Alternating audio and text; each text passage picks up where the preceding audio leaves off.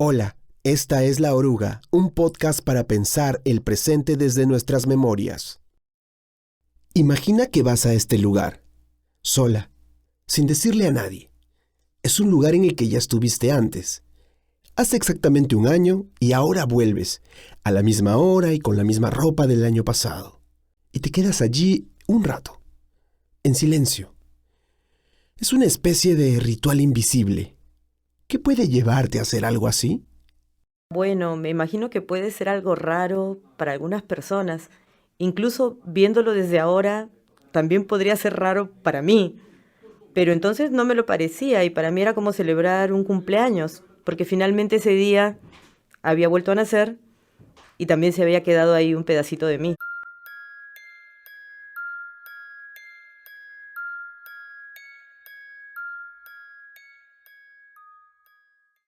Esta es La Oruga, un podcast para pensar el presente desde nuestras memorias. Hoy presentamos A ti no te ha pasado nada. Yo era una chica común y corriente de 17 años y tenía una vida bien común y corriente para una chica de mi edad.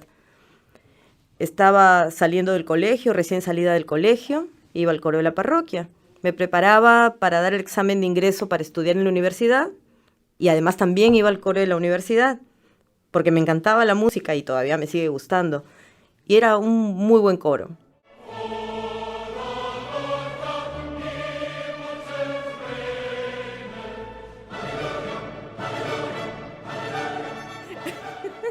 Bueno, ni remotamente así. Además cantábamos otro tipo de música, pero ni remotamente sonaba tan así. Pero era bueno. Justamente una noche saliendo de ensayar, nos fuimos a tomar nuestro carro al paradero que está enfrente de lo que entonces era el Ministerio de Economía y Finanzas y que ahora es el Ministerio Público. Y cuando estábamos ahí parados esperando fue que sucedió el hecho.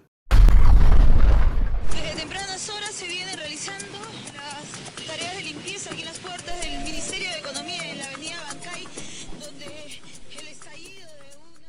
El hecho fue un atentado con coche bomba. Sendero Luminoso, el grupo maoísta que había declarado la guerra al Estado peruano, lo hizo explotar cerca de las 9:30 de la noche, del 23 de marzo de 1990. Cargado, repleto de dinamita, el vehículo destrozado impactó en todas direcciones. Varias personas murieron, otras quedaron heridas. A Mariana le cayó un metal que casi le parte el brazo izquierdo por completo. Yo en realidad tuve mucha suerte. Tuve suerte de que el coche no tuviera mucha dinamita, tuve suerte de que el metal me cayera de costado, tuve suerte de que en la herida se salvaran intactos el nervio y la arteria y que por eso me pudieran salvar el brazo. Si me hubiera dado el golpe del metal de frente o de espaldas, probablemente habría muerto. Fue muy jodido todo. Durante 3 años tuve que someterme a 6 cirugías solamente para recuperar la funcionalidad del brazo. Y al final quedó funcional, pero 5 centímetros más chico y con unas cicatrices inmensas. En la universidad había siempre muchas protestas, muchas luchas, pero yo no participaba de ellas aunque estuviera de acuerdo porque el temor a dañarme el brazo me detenía y hubo entonces varias cosas que dejé de hacer. Lo único que no dejé de hacer en esas épocas fue cantar, porque me encantaba la música criolla. Desdeñosa semejante a los dioses, yo seguiré luchando con mi suerte. No sé si desdeñosa, vanidosa de todas maneras, recontra presumida, claro que era, supongo que como muchos y muchas adolescentes, pero a partir de entonces ya no podía presumir de mucho porque me consideraba deforme.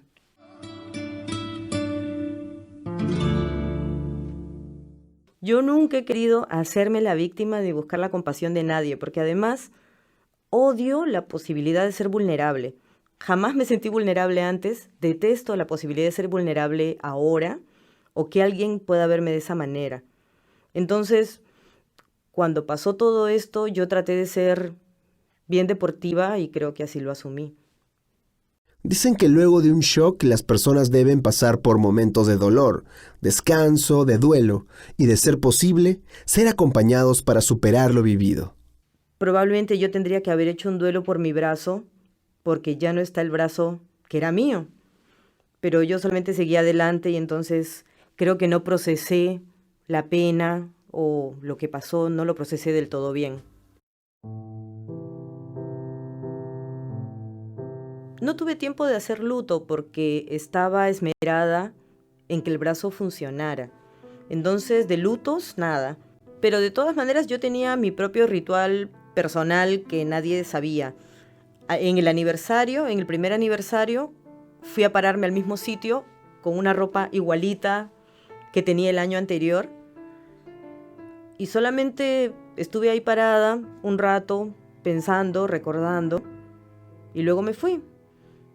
Los siguientes años ya no lo repetí, o tal vez lo repetí una vez más. A partir de ahí solamente celebro en mi casa cada vez que llega la fecha y me doy unas palmaditas en la espalda para felicitarme. Creo que al principio era un poco violenta mi relación con el brazo y violenta también mi relación con la gente que me miraba en la calle. En invierno no pienso tanto en mi brazo porque finalmente está cubierto. Mi problema siempre se acerca cuando se acerca el verano, porque llega el momento de hacer la presentación en sociedad y siempre va a haber alguna persona nueva que me va a preguntar, ¿qué te pasó? Y entonces ahí empieza este pensamiento recurrente de qué piensa la gente que yo hago para cubrir o no cubrir o interpretar lo que ellos piensan respecto de lo que yo hago para cubrir o no cubrir el brazo. Y entonces invierto bastante tiempo pensando en eso, pensando que si me visto de cierta manera van a pensar, te has vestido así para cubrir el brazo. O, ¿por qué mejor no te cubriste el brazo? Y entonces paso mucho tiempo pensando en eso. La relación con las cicatrices siempre ha sido un poco peculiar, sobre todo al principio, porque eran mucho más notorias, eran mucho más grandes.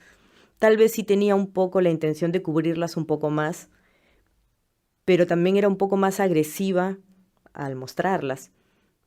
Porque supongo que si la gente me ofendía mirándome, yo también los podía ofender mostrándoles algo desagradable.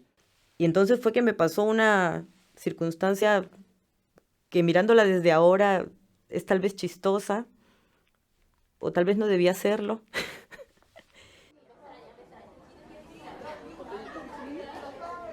Pero estaba en una reunión y había un muchacho que tenía una cicatriz ínfima, invisible, minúscula en la cara y que estaba obsesionado con hacerse una microcirugía para desaparecerla del todo. Y a mí me molestaba profundamente que él insistiera con ese tema porque insistía muchísimo. Entonces yo le dije, ¿sabes qué? Yo te voy a mostrar lo que es una verdadera cicatriz. Y ¡juá! Le mostré la cicatriz y se quedó pasmado y no supo qué decirlo. Lo desarmé por completo. Estás escuchando A ti no te ha pasado nada, un episodio de La Oruga, un podcast para pensar el presente desde nuestras memorias. A ver, el Consejo de Reparaciones, la oficina del Estado que se encarga de inscribir a los afectados por el conflicto armado interno, les da a todos los que cubren los requisitos una constancia que dice: el Consejo de Reparaciones certifica que el ciudadano XXX, identificado con DNI, número tal, ha sido afectado en sus derechos y por ello el Estado se conduele por la desprotección y los daños sufridos a raíz de los hechos de violencia que ocurrieron entre mayo de 1980 y noviembre del 2000. Yo fui a registrarme porque estaba de acuerdo con las conclusiones y recomendaciones de la Comisión de la Verdad y dije, me voy a inscribir. Pero de ahí a que yo dijera yo soy víctima, no es que yo me reconociera precisamente como una víctima.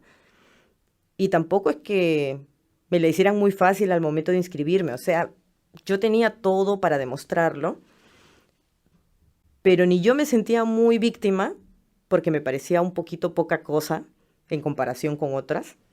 Justo antes de darme el certificado, me llamaron a casa del registro. Querían completar alguna información, supongo, para darme el certificado, y me preguntaron si yo había quedado discapacitada.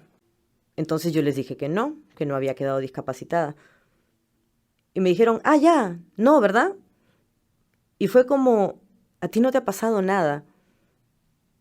Entonces fue la sensación de que sin haber perdido el brazo, sin haber quedado discapacitada, sin haber interrumpido mi vida porque yo continué estudiando y luego trabajando, era un poco como que ni para mí ni para ellos era realmente una víctima. Por eso pienso, ¿qué tan relevante podría ser mi historia comparada con la historia de otras personas que han sufrido un montón? Hoy presentamos A ti no te ha pasado nada. Este certificado de víctima lo tiene archivado en un folder. Es raro ese certificado. Mariana hizo los trámites para tenerlo, pero ni ella ni quienes se lo entregaron quedaron muy convencidos de que realmente lo fuera. Es decir, sí, Mariana se salvó de morir la vez del coche bomba. Casi pierde el brazo. Están las operaciones, las cicatrices. En el folder ha escrito con plumón el brazo, como si fuera el brazo y no ella la víctima. Han pasado casi 30 años, porque esto me pasó cuando yo tenía 17 y hoy tengo 46. Y a estas alturas hay muchas cosas que me siguen afectando. No son solo las cicatrices, que son visibles, obviamente, aunque probablemente sean más visibles para mí que para otras personas. Hay otras personas que seguramente ni las notan, sino que también creo que necesito terapia psicológica. Me da la impresión, aunque seguramente un psicólogo podría opinar lo contrario, que tengo algunos miedos, algunos terrores que vienen de ese estrés postraumático que no se trató entonces. Y además también tengo secuelas físicas, porque finalmente al tener un brazo más corto que el otro, ser un poco asimétrica, eso me ha producido una desviación en la columna, y esa desviación a la larga produce contracturas, y esas contracturas me han generado problemas de cuello, y ahora tengo inicio de artrosis en el cuello.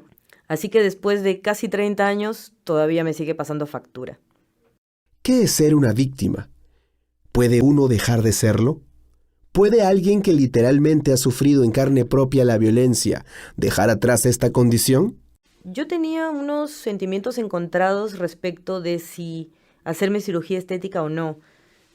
Tal vez porque pensaba que si las hacía, estaba negando en parte la persona en la que yo me había convertido gracias a, y digo gracias a, lo que había pasado. Y finalmente, cuando decidí hacerme las intervenciones, me las hice y estaba bastante satisfecha con el resultado.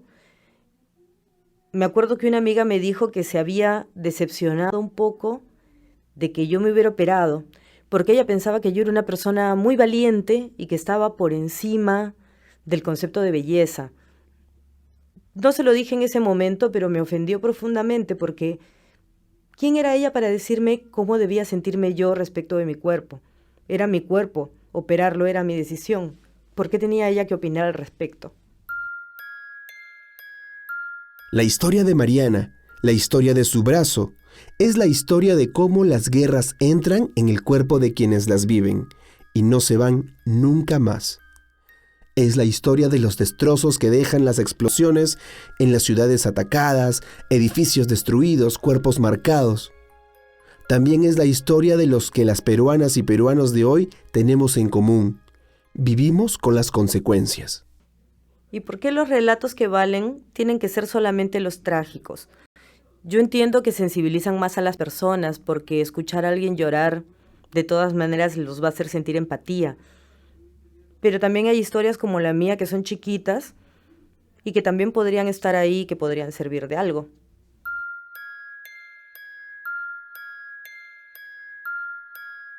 Gracias por compartir con nosotros este episodio de La Oruga, un podcast para pensar en el presente desde nuestras memorias. Hemos escuchado A ti no te ha pasado nada, una historia real, contada por su protagonista bajo el nombre ficticio de Mariana. Soy Rafael Ramírez, narrador de este episodio. Las entrevistas con Mariana estuvieron a cargo de Francesca Uccelli y el guión es el resultado del trabajo del equipo de investigación conformado por Rosa Vera, Tamia Portugal, José Carlos Agüero y Francesca Uccelli. La producción es un trabajo de La Plebe, con edición de audio de Katia Villavicencio y coordinación de Teresa Cabrera. En este episodio hemos escuchado el vals peruano Desdén, así como fragmentos de La Ville Polvere, del pianista Mattia Blatt Morleo, y de The Sad Dramatic March, un contenido de Music Girl Files. Para nuestra cortina hemos usado The Time to Run, un tema de Dexter Brittain, liberado bajo la licencia de Creative Commons. La Oruga es parte del proyecto El Presente de la Memoria, del Instituto de Estudios Peruanos. Puede escuchar los episodios de nuestra primera temporada desde nuestra página web laoruga.pe, donde encontrarás más información acerca de las historias y también ideas de cómo usar este material en tu escuela, universidad o grupo de estudios. Te invitamos a compartir este contenido si te ha parecido interesante. Síguenos en Spotify y búscanos en redes sociales como La Oruga. Hasta pronto.